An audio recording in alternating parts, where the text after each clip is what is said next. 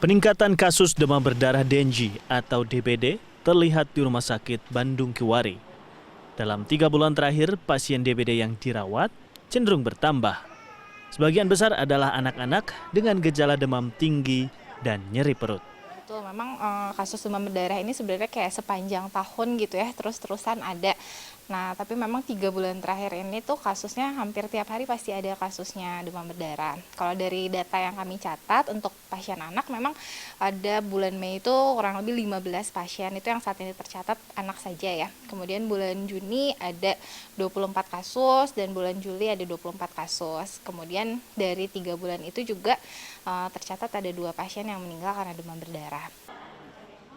Sementara itu di Rumah Sakit Immanuel, sepanjang Juli 2022 telah merawat pasien DBD sebanyak 61 orang.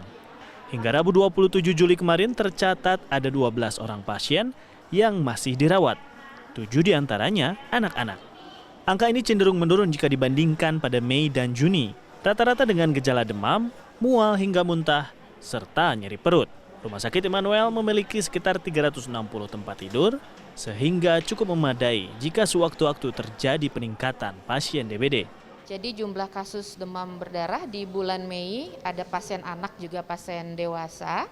Di bulan Mei itu 103 orang pasien.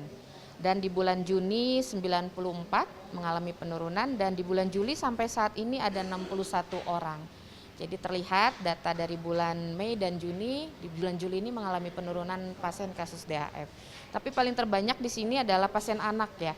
Pasien anak ini di usia 0 sampai 14 tahun, di bulan Mei ada 59 orang, bulan Juni 65 dan bulan Juli 52 orang sampai saat ini. Dan dewasa rata-rata usia 14 sampai 64 tahun, di bulan Mei sendiri 44 orang, di Juni 29 dan Juli 9 orang. Jadi terlihat bulan Juli mengalami penurunan.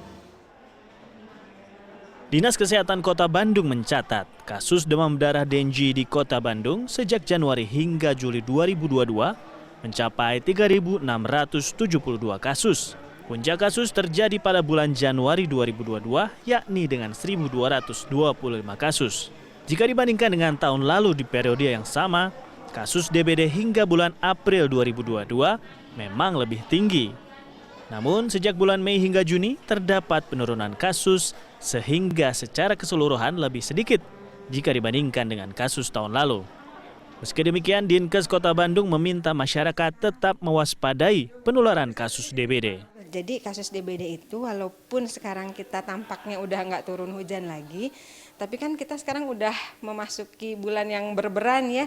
Pada umumnya biasanya itu kan kalau bulan berberan kita udah harus bersiap memasuki bulan atau musim penghujan, sehingga tidak ada salahnya kita selalu mewaspadai untuk kasus demam berdarah ini. Karena kalau di Kota Bandung kita tuh endemis. Jadi mau bulan apa aja sepanjang tahun pasti ada aja kasus DBD di Kota Bandung. Ira Dewi Jani juga menyatakan ada 3 faktor yang mempengaruhi penyakit demam berdarah. Faktor pertama adalah kesehatan manusia sebagai host atau inang. Faktor kedua adalah keberadaan nyamuk Aedes aegypti sebagai agen atau pembawa virus Dengue. Dan faktor terakhir adalah lingkungan sebagai sarana perkembangbiakan nyamuk. Untuk itu, demi mencegah penularan DBD, masyarakat diimbau untuk menjaga kesehatan dengan pola hidup bersih sehat, memberantas sarang nyamuk di tempat air bersih biasa menggenang, serta membersihkan lingkungan sekitar. Abatisasi atau pemberian bubuk abate juga bisa dilakukan terhadap sarana air bersih milik bersama atau tempat air yang sulit dibersihkan setiap pekan. Tim Liputan CNN Indonesia, Bandung, Jawa Barat.